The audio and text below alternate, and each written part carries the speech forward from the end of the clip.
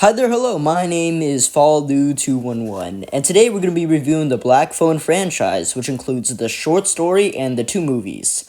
So, yeah. Okay, so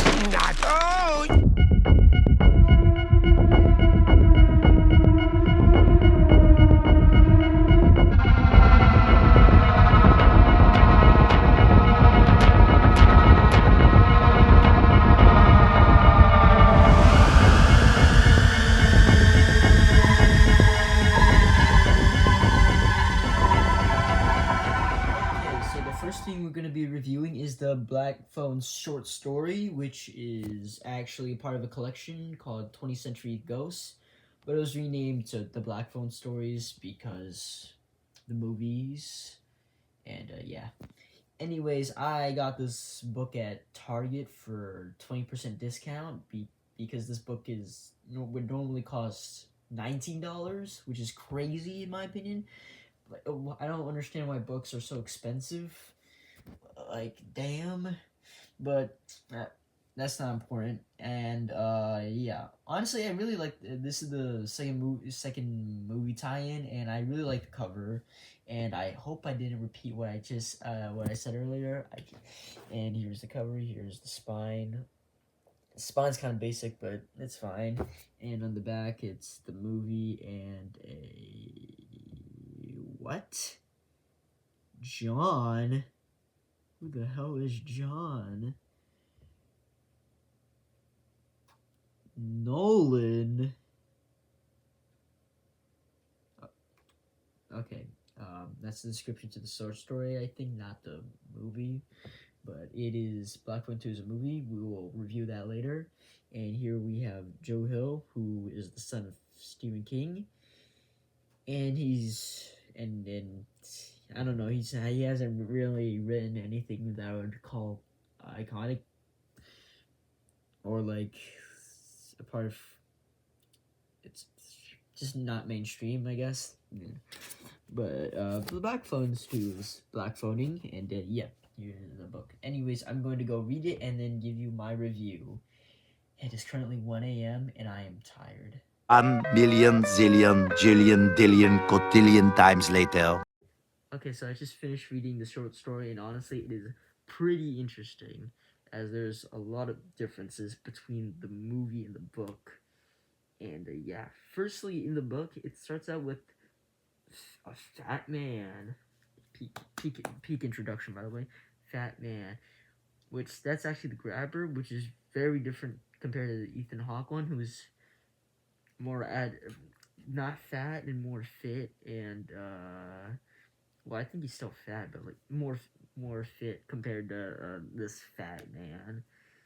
And he's also he's just I don't know, he's not a magician. In this version, he's a clown who kidnaps people and also has balloons. I that sounds a little familiar. I don't know about you. That sounds a little familiar. Hmm. Probably nothing. And also considering he's Stephen King's son, that probably means nothing, right? Clown kidnaps kids, balloons. That means nothing. Yeah. Anyways, it's the kidnapping in this. It's at the start, like first 2 pages. Finney gets kidnapped, and also in the story, his name is John Finney. Well, in the movie, he's just Finney, no John. And I found that interesting. I don't know why they. And he goes by Finney, so I don't know why John Finney. Just go by one. I don't know why they had to do John Finney. And also, the sister in this book is has a different name and is also the older sister instead of the younger sister. Where in the movie she's Gwen, but in the book she's Susanna, and I don't I don't think she has supernatural powers in this. I mean, Finney gets a like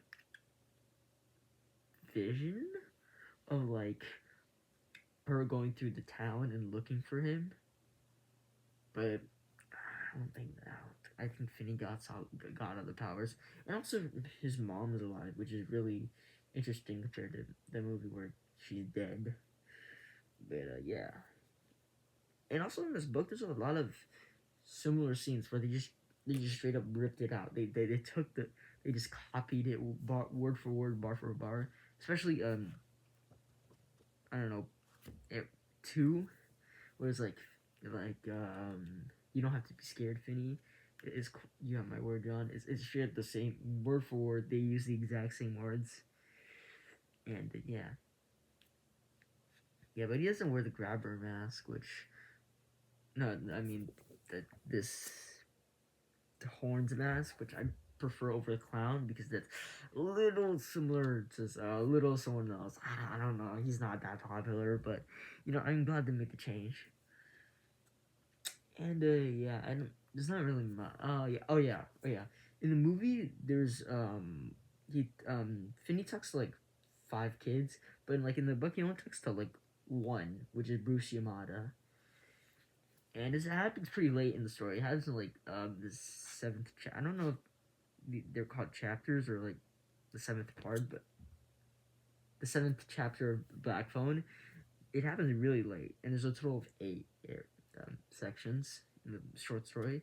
It happens seventh, and most of it is just Finny being kidnapped and trying to escape. And the sixth is the vision with Susanna, and him reminiscing about the other kids who got kidnapped, and he never talks to them.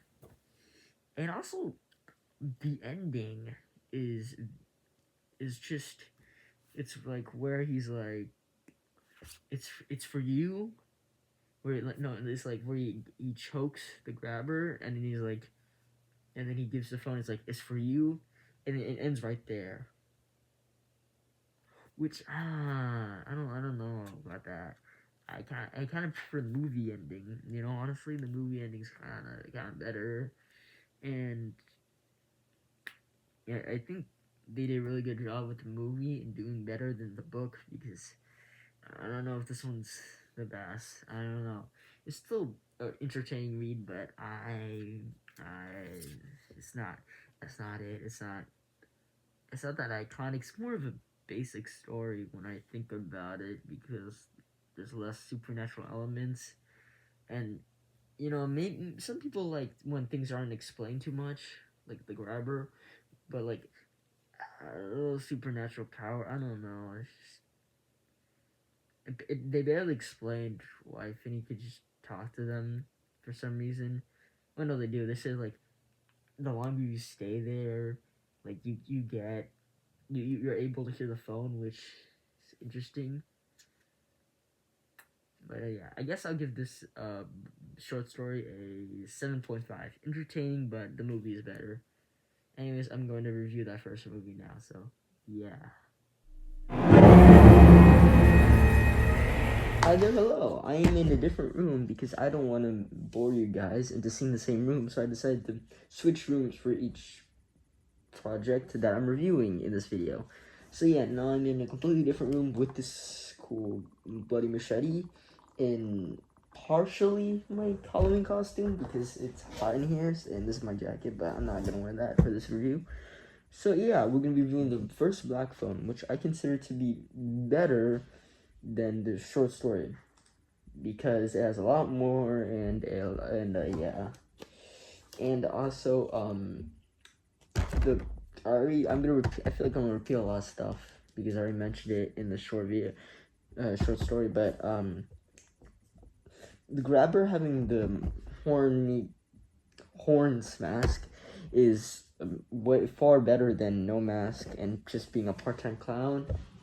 And I think being a part-time magician is also better than a part-time clown, and it makes it more iconic and less like a certain someone who I already mentioned that 3 times, but yeah.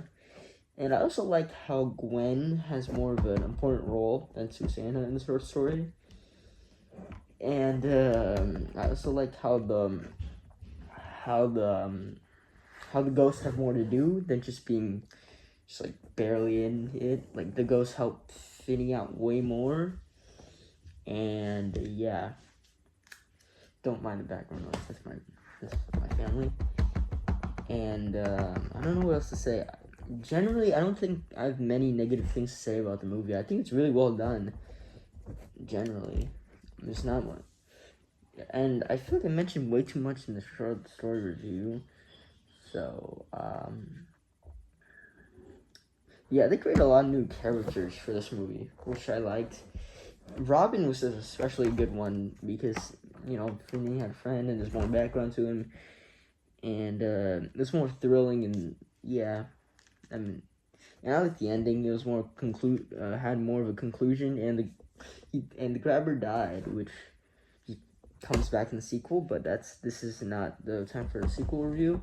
And yeah, it's these source material is quite basic. I don't have much to talk about because I already talked about it in the short story. So I guess I'll give the movie an 8 out of 10 because it's good and I liked it and I don't have many things to complain about it. Well, actually, maybe the ghosts help out Finney way too much compared to the book where Finney does way more. But other than that, it's still good and I recommend it. But other than that, yeah. Okay, I'm gonna review the newest movie, which I actually have a lot to say. So yeah. Hello, I am now in my cousin's bedroom to stay away from the noise at the party. I am at the Halloween party. I am so screwed. This video is so late. I am so sorry, but it's fine. We're here now, and we're going to review the Black Phone 2. Yep. Now, honestly, from this movie, I know it's not gotten the best reviews, but personally, I really like the movie, and I think this is going to be one of my guilty pleasures because I do enjoy it, even though there's blaringly a bunch of problems with it. Like, for example, the grabber's powers, which are really loosey-goosey at the end of the movie. And, yeah, and hopefully no one comes down here, so I don't have to re-record this entire thing. But the grabber's powers are all over the place. It's kind of like a rip-off Freddy Krueger, and except he doesn't kill anyone, which is lame, but yeah. And also, what else? They focus more on Gwen, but I don't mind that. And Finney's more of a kind of a side character, but not as much, not really. But it was still entertaining. I think that's why I like it so much. Even though there's some definite problems with it, it's really entertaining. And yeah, now some people don't like it, but I do. And this is my channel, so it is my opinion. So yeah. Anyways, also I don't know how to feel about the backstory, the lore given between the grabber, but I don't know the connection about the mother and the grabber, but it's fine. And I also really like the grabber's design, and the snowy setting is really good. Some people said that the snowy setting is not utilized enough, and I have no clue what they're talking about. It is used really well, and I liked it a lot, and my hair is messy, but it's fine. The snowy setting is really good, and it is scarier than the first one, mainly because it's, I don't know, the kills are more graphic, I guess, or, yeah, the grabbers, the past kills that the grabber did, because he doesn't really kill anyone, which is a problem with the movie. You should have kills, no, everyone survives. That's crazy. There's, clearly people who are, meant to, who would usually die in a horror movie, but in this movie, they survive. They all do. And it's crazy, but, There's also one scene where, Gwen is, strangled by a phone thing, and then she spins a lot, and somehow she survives that. I don't understand that, but she does. But yeah. Other than that, I think the movie is entertaining, and the grabber's cool, and I like what they've done with Gwen and Finney, character-wise, and the snowy thing's good, and yeah. I had a lot more to talk about in the book than these movies, mainly because I like comparing the differences between them, but Black Phone 2 is entirely original, and yeah. I do think, though, that they should not make a third one, because I don't even know how he'd come back. It's just a crash grab. I feel like the idea of the grabber coming back is a good idea, in my opinion. And I don't think there's really much you can do after that, because he gets defeated, because he has no more power, because the kids get saved. Or no, the kids can rest easy now, and you can only feed off their awakeness. I don't know what to call it. But yeah, and yeah, but it's just the third movie seems unnecessary. But other than that, this movie is decent. It's enjoyable, but there is problems. But for me, it doesn't really matter to me, because it's fun. And yeah, so I would give this movie a 7.9 out of 10. I hope I'm not missing anything that I'm forgetting about, but if I do, it's so what, it's fine. And yeah. Anyways, that's gonna be it for today's video. I hope you enjoyed it, and sorry for the late Halloween video. I'm going mad. And yeah, goodbye. Falldude211’s signing off.